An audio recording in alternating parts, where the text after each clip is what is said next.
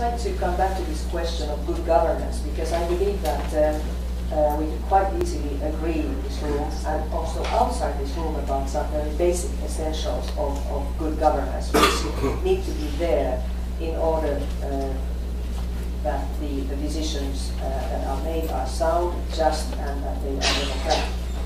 And I believe that transparency of decision making.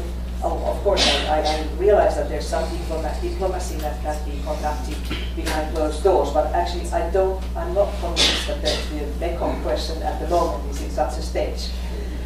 Please correct me if I'm wrong. So I think transparency of decision making and accountability of the decision makers to the people are key. And in a modern democracy, it is impossible to do anything without participation by people.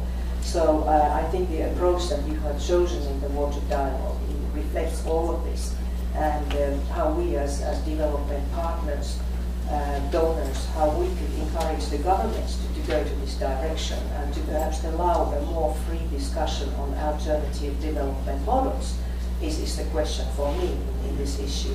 I was actually on my way to Laos from here, but I had to postpone this to a later time because of some responsibilities at home. So I believe good governance is essential, and it is not a coincidence that so many of us at the moment are speaking about good governance of natural resources, because the world is at such a speed over-consuming and over-developing the natural resources that are scarce. I think we just passed a few weeks ago the day on which the planet and the people have spent their share of the existing resources within the planetary boundaries. So I think we all have to work very hard for a good governance of natural resources, and that has to be participatory.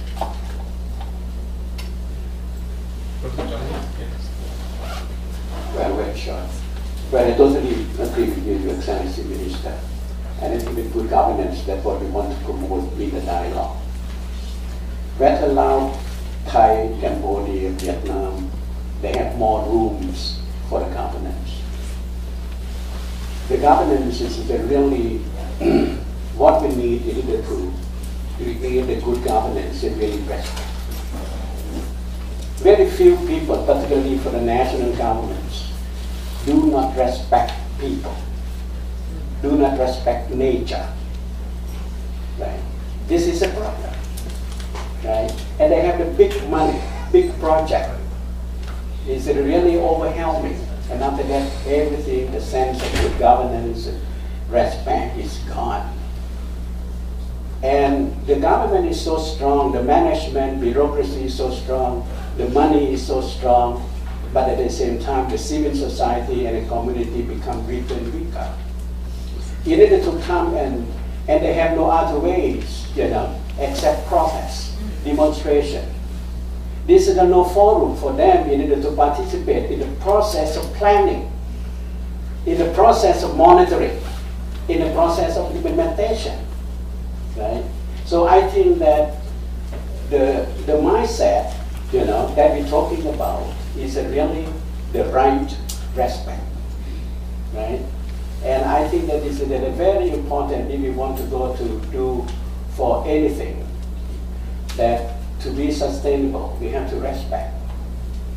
Well, we all know that nowadays, particularly the people in Bangkok after the big flood, and our lady reported over here to Taipei. So over here, we are really being in the state of, aquaphobia.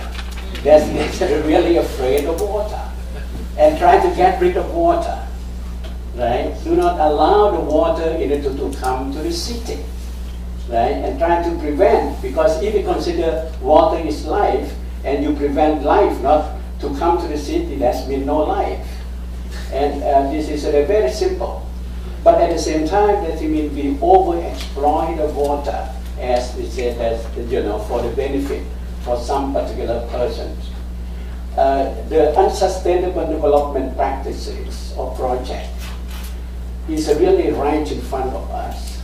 But sometimes the civil society, the people, they are very helpless and really hopeless. and they cannot do anything with it.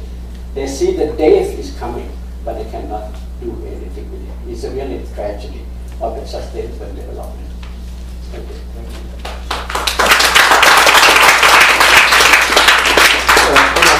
Anything, 30 seconds? Thanks. Now it's not the last word as usual to you. That's very kind of you, but I would only think that I'm completely for good governance and transparency. I only referred to the need for confidentiality where only to avoid undue controversy. But I share it with you, Minister, and dear friends from the Mekong River, because one lesson that we have learned in South Asia is that wherever communities have been respected, and our friend from Pakistan, Yunus Bandhani, who posed that question and to whom you owe a dinner, worked for over 25 years with me in a vast arid region, which is without a river, the great desert as it is called.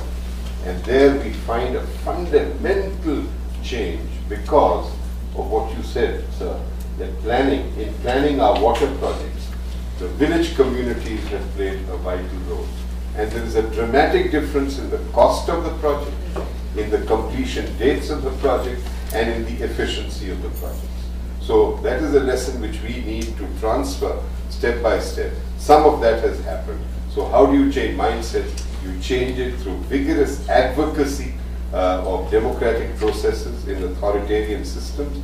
And in the Mekong River area, there are strong traditions of authoritarianism.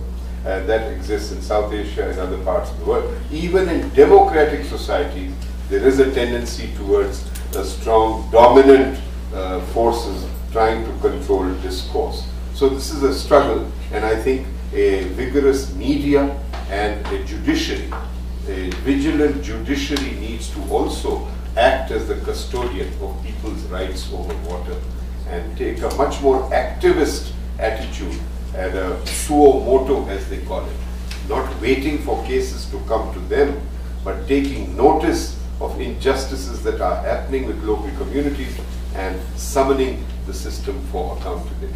Thank you.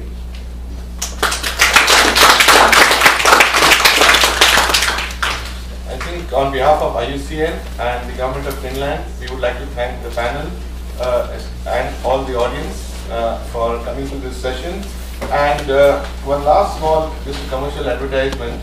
The session was on international transboundary water governance. IUCN is going to have a very big hydrodiplomacy conference on the 31st of October 2012 in Thailand, and we already have about 150 confirmed participants. And the interesting thing about that conference is actually that the speakers in the panel are not going to be the water professionals. It is completely going to be people who actually deal with hydrodiplomacy on a day-to-day basis. And who are those people? It's Ministry of External Affairs, ambassadors, diplomats, and we want to learn from them. And in fact, the keynote address is going to be given by Gopal Gandhi, the grandson of Mahatma Gandhi, who himself was a diplomat. So I encourage all of you that whoever can to come for this conference, and specific now request it goes to Minister Hailey that if you have postponed your trip now coming to the region, we would really like you to come and for this meeting, because I think it's not only about the region. Some of the questions that you ask, I think you can directly ask people, the EIA issues, and we're going to have some. I'll go back to Javed Dabbar Saab, some closed-door meeting also later on on some of these negotiations. I stopped with this that we will give you the details, and we are looking forward that it could be an interesting first step in understanding what this whole business of hydrodiplomacy is, and getting in the room people who actually who get their hands dirty with this issue, along with the water professionals, of course. So thank you very much, and have a good evening. Thank you.